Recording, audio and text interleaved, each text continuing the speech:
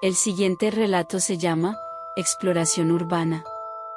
Cuando solo tenía 7 años, miré la película Indiana Jones y el Arca Perdida, y desde ese mismo momento supe que quería ser un explorador cuando fuera mayor.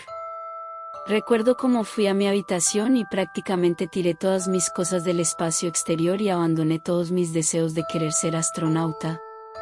Mis padres me apoyaron en su momento, eran el tipo de padres que en serio deseaban un bebé, por lo que antes de tenerlo leyeron 1000 libros de paternidad y se cercioraron de ganar lo suficiente para darme una vida digna, por lo que sabían que un niño cambia de aficiones y carreras muy seguido y debías fomentar su creatividad. Sin embargo, a medida que crecía, esta afición no desaparecía, sino todo lo contrario. A mis 15 años, ya me había hecho a la idea de la carrera de explorador, o al menos la que yo idealizaba, con aventuras diarias y nuevos descubrimientos. No era algo realista, pero mis padres me seguían alentando a buscar una lo más parecida a lo que me gustaba, y recuerdo que, gracias a este consejo de mis padres, mientras buscaba en internet una carrera que me pudiera interesar, encontré la exploración urbana. Para aquellos que no sepan qué es, básicamente consiste en ir a alguna casa, edificio, fábrica o cualquier sitio abandonado, recorrerlo entero y ver qué podías encontrar de interesante en el lugar. Eso me pareció no solo emocionante, sino que pensé que podría ser uno de esos youtubers famosos. Eso sería un sueño hecho realidad, ganarme la vida siendo un auténtico explorador. Aunque les tenía mucha confianza a mis padres, no creía que la idea de que su hijo se estuviera metiendo a propiedad privada arriesgando su integridad en el proceso, les gustaría mucho que digamos, por lo que decidí que no se los diría hasta que vieran que era seguro con los mismos videos que haría. Incluso creí en engañarlos y decir que hablaba con los dueños previamente. Lo primero que hice fue abrir un canal y comencé a subir algunos videos. Los primeros no fueron de exploraciones, nada más era yo hablando a la cámara de mi teléfono, diciendo todo lo que sabía para hacer una exploración segura y ese tipo de cosas, a la par de que buscaba algún sitio para poder hacer mi primera exploración urbana, y de hecho descubrí que relativamente cerca de donde yo vivía había varios lugares a donde ir. Eso me emocionó mucho, supuse que podría grabar y después investigar para saber qué pasó con el sitio. Estaba muy entusiasmado. Pero, aunque estuviera muy ansioso por mi primera exploración de verdad e incluso ya tuviera todo planeado y calculado, no quería ir solo, sabía que sería más seguro si había alguien más conmigo ahí, por lo que se lo pedí a mi mejor amigo de ese entonces, por motivos de seguridad, lo llamaré Raúl, le dije que fuera conmigo. Al principio se negó. Me dijo que no quería pasar su fin de semana en un sitio abandonado que seguramente apestaba a orina y estaba lleno de vagabundos. Aún así, después de insistirle mucho, me dijo que lo haría, con la única condición de que apenas viéramos señal de que en el sitio había vagabundos, entonces daríamos media vuelta y nos iríamos de ahí. Yo accedí a todo lo que me pidió y le dije que yo me encargaría de todo, que él solamente tenía que ir a mi casa el sábado por la tarde y yo tendría todo lo que necesitábamos listo. Mis padres me habían comprado varias cosas de exploración a lo largo de todos los años que me había obsesionado con la exploración, así que era cierto que no iríamos con apenas lo necesario. Recuerdo que preparé 2 mochilas, ambas con brújula, 2 linternas con baterías de repuesto, agua, barras de granola, un silbato para pedir ayuda en caso de separarnos y un buen par de comunicadores. Esos eran muy buenos, se escuchaba con mucha claridad aun cuando estaban a más de 15 kilómetros de distancia. Sabía que lo más probable era que no íbamos a utilizar nada de eso, pero quería verme profesional. Raúl llegó bastante puntual en su bicicleta y ambos nos fuimos. No voy a mentir, la verdad la primera exploración fue muy aburrida, la casa estaba vacía y no había nada interesante. Creo que si se nos hubiese aparecido un vagabundo, habría puesto algo de emoción a la cosa, y las que siguieron no mejoraron.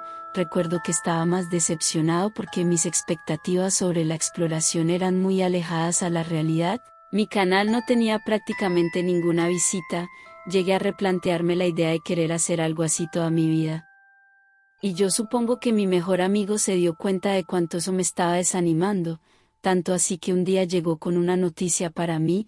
Al parecer el amigo de uno de los hermanos de Raúl había escuchado hablar de una casa embrujada. Estaba un poco más lejos de lo que habíamos ido antes, de hecho era cerca de 1 hora en nuestras bicicletas, y eso solo para llegar al bosque, porque después era como 1 kilómetro o 2 para lograr llegar a la casa. Mi amigo me dijo que aunque sonaba complicado, le habían contado que no era tan difícil llegar y que de hecho la casa se podía ver desde afuera del bosque.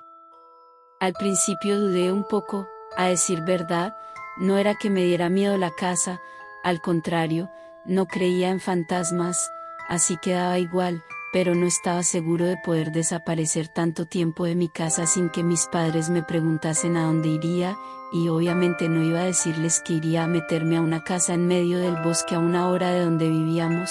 Pero Raúl fue el que ahora insistió. Me dijo que Día de Muertos estaba a la vuelta de la esquina y podríamos entrevistar a las personas de los alrededores para que nos contaran un poco sobre la casa y por qué se creía que estaba embrujada. Después de eso no tuvo que decir mucho más para lograr convencerme, por lo que nos pusimos a planear todo.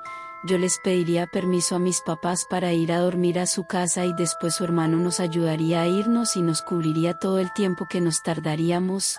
Planeábamos regresar cerca de la medianoche, nos iríamos en bicicleta, así que cuando tuve el permiso de mis papás, volví a preparar la mochila, con el mismo entusiasmo que la primera vez. Me atrevería a decir que, aunque pesado, el camino de ida a aquella casa fue una de las mejores experiencias que he tenido en toda mi vida. El clima estaba algo nublado, pero no parecía que fuera a llover, y al menos en ese momento las nubes lograban protegernos del sol. El camino nos tomó un poco más de lo previsto, pues por el cansancio que no habíamos considerado que tendríamos, nos detuvimos en una tienda de autoservicio para descansar un poco y comprar algunas bebidas. La verdad nos distrajimos mucho ahí, pues ninguno de los dos estaba tan ansioso de seguir pedaleando. Pero después de un buen rato tomamos nuestras bicicletas y continuamos nuestro viaje. La noche ya nos había alcanzado para cuando conseguimos llegar a las afueras del bosque. Lo que decía el amigo del hermano de Raúl era cierto, aún en la oscuridad la casa podía distinguirse entre la espesura de los árboles, parecía de un color crema, su techo estaba cubierto por tejas rojas y se veía con mucha maleza trepando sus paredes. Eso realmente parecía una casa de terror como la de las películas. Raúl quería entrar en ese momento, pero le dije que si estábamos ahí, más valía hacerlo bien, por lo que primero fuimos a buscar a alguien que pudiéramos entrevistar.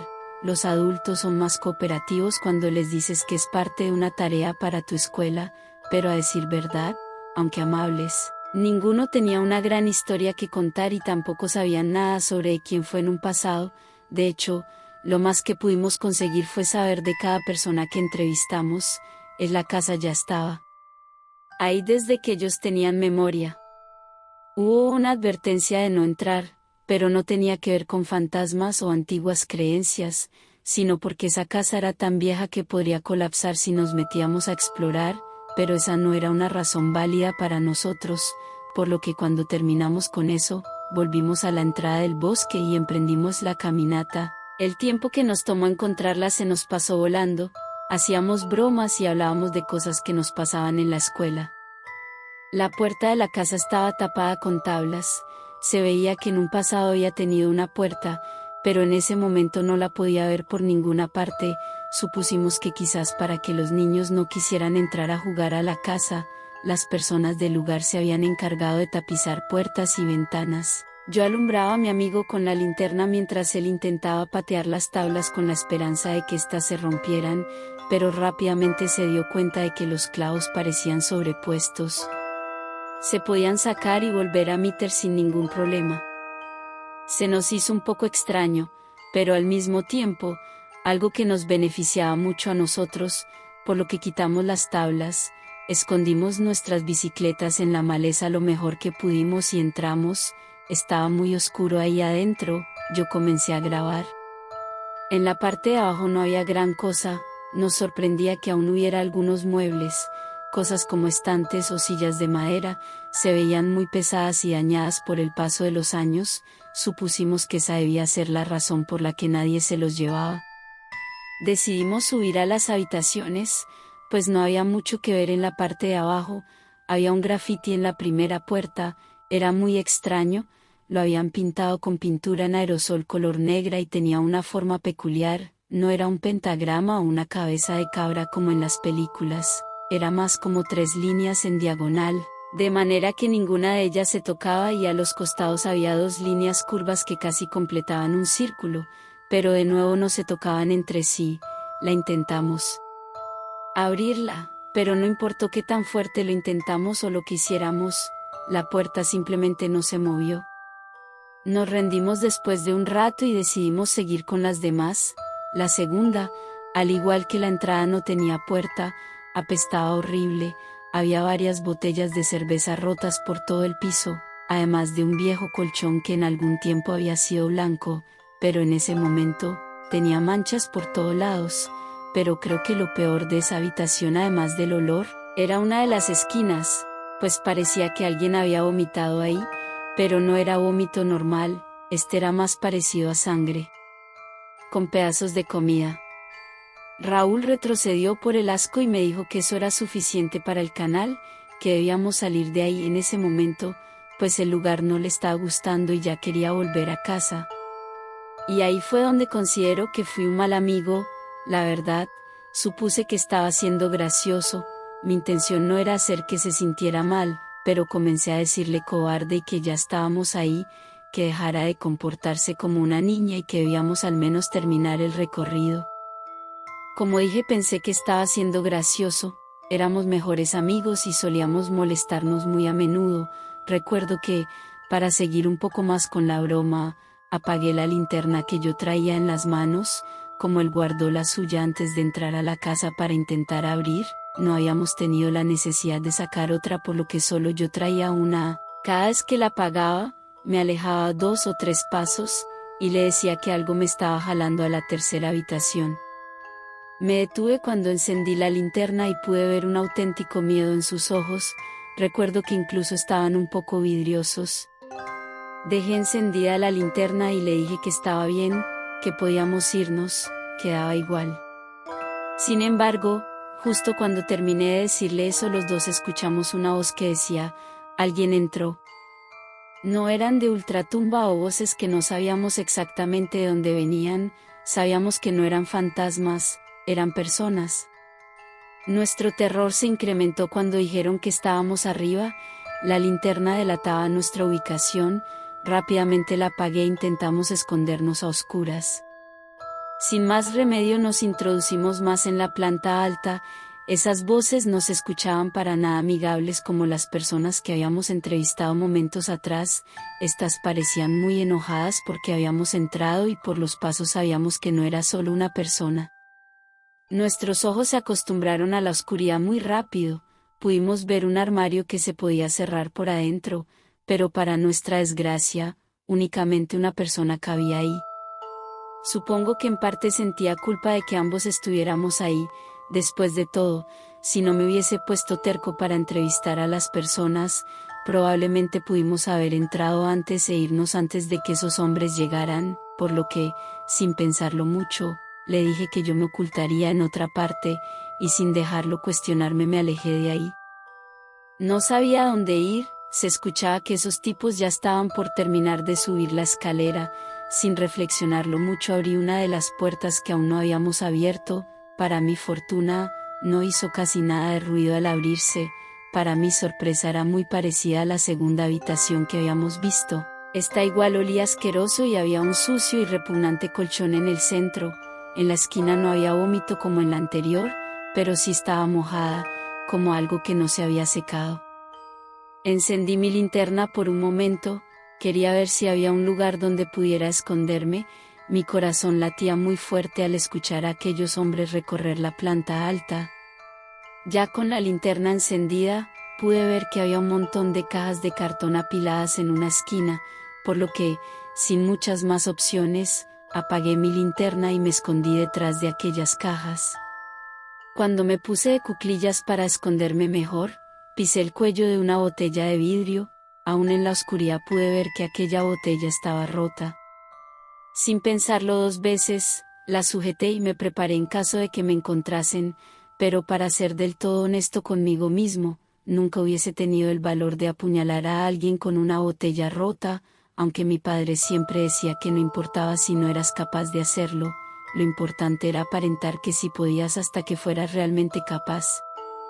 Quería callar los latidos de mi corazón, creía que sonaban tan fuerte que sería descubierto por ellos. Escuchaba que estaban abriendo algunas puertas y haciendo mucho ruido, decían que ya nos habían visto y que nos iban a encontrar, esto obviamente con muchas groserías que me parece que no puedo decir aquí. Recuerdo claramente que uno de ellos dijo: fíjate si no soltaron a la niña, se me hizo muy extraño, ahí no había ninguna niña, o al menos eso pensaba, no había ningún ruido en esa casa cuando llegamos y aun si estuviera en esa puerta que no pudimos abrir, se suponía que hubiese gritado o al menos intentado pedir ayuda. Además, no sé, por el tono que usó, parecía que hablaba de algo muy peligroso. Estaba pensando en eso cuando de repente escuché lo que parecía ser un crujido, o al menos eso considero que era, no lo sé con certeza. Recuerdo que me asusté porque pensé que el crujido pudo ser porque uno de esos hombres había entrado a la habitación donde yo estaba, pero al voltear no logré ver a nadie. Sin embargo, aquel ruido seguía ahí, pero ahora se escuchaba ligeramente diferente, era como el sonido de miles de insectos. Toda la casa quedó en silencio por un rato y aquel sonido se escuchaba más fuerte. Me armé de valor y encendí mi linterna. Mi plan era solo hacerlo unos cuantos segundos y después apagarlo. Supuse que estaría un poco más tranquilo cuando supiera qué era lo que estaba provocando ese ruido. Todos los días me arrepiento de haber hecho eso, y lo peor es que no puedo describirlo del todo bien. El colchón se estaba moviendo, pero mucho. Era como si miles de insectos estuvieran intentando salir. Apagué la linterna aún más horrorizada que antes. Nunca había visto algo similar, simplemente no podía ser algo normal, y lo peor era que no podía salir, pues a veces los vivos pueden ser mucho más peligrosos que los muertos. Empecé a rezar, aunque por alguna extraña razón no podía recordar completa ninguna oración de la iglesia. Después de un rato me di cuenta de que ya no se escuchaban pasos o voces en la casa. Me cuestionaba la idea de salir a buscar a mi amigo y largarnos de esa maldita casa de una vez por todas. Cuando de repente, la puerta donde estaba se abrió, entre las cajas pude ver quién entró, pues aún tenía la esperanza de que fuera mi amigo que me estuviera buscando, pero cuando volteé, no era mi amigo, era un hombre, era muy alto y traía puesta una túnica con la capucha puesta. Supongo que debía haber sido de algún color, pues de ser negra probablemente se hubiese perdido en la oscuridad de la casa. La túnica era tan grande que la iba arrastrando por el piso, sostenía algo en una mano, pero no alcanzaba a distinguir qué es lo que era. Me cubrí la boca con la esperanza de no ser escuchado, y algunas lágrimas por el pánico comenzaron a rodar por mis mejillas. Lo que vino después de eso no puedo explicarlo bien. Él dijo varias cosas mientras caminaba en mi dirección, pero eran en un idioma que no puedo identificar y tampoco recuerdo las palabras exactas. Hasta el día de hoy no sé si yo me veía mucho escondido detrás de esas cajas o tal vez él solo podía verme por algo más. Apartó las cajas de un solo manotazo y después, él me tomó una fotografía. El flash iluminó por un breve momento toda la habitación y puedo jurar que había una extraña sombra negra parada detrás de él. Yo estaba congelado por el miedo de lo irreal que era esta situación. La verdad no sé qué hubiese pasado si en ese momento Raúl no hubiese aparecido. Él empujó a ese hombre haciendo que cayera sobre el colchón, y después me gritó que teníamos que salir de ahí. Yo estaba congelado, pero me levanté y corrí con él. Se me hacía muy extraño que no hubiese nadie más en la casa, pues como dije antes en mis recuerdos tengo muy claro que era más de una persona.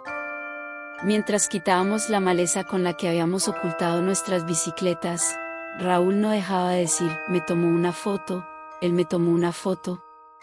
Creo que volvimos a su casa casi en automático y en la mitad del tiempo, al menos sé que yo pedaleaba lo más rápido que podía y solo volteaba para asegurarme de que Raúl siguiera cerca de mí. Borré mi canal de YouTube y también cualquier otra red social que tuviera una foto mía. Raúl hizo lo mismo. Estuvimos paranoicos por muchos años. De hecho, recién ahora que tengo 20 años me animé a contar esta historia en anonimato, y hace poco me atreví a abrir una cuenta de Instagram. Me gusta creer que mi cara ha cambiado lo suficiente como para que ya no me reconozcan. No sé para qué querían las fotos, o qué significaba lo que ese hombre estaba diciendo antes de hacerme la foto, o si ellos eran una secta o nada más personas tratando de asustarnos. Supongo que nunca lo sabré, solamente me queda rezarle a Dios porque me proteja de todo mal que ellos pudieran hacerme.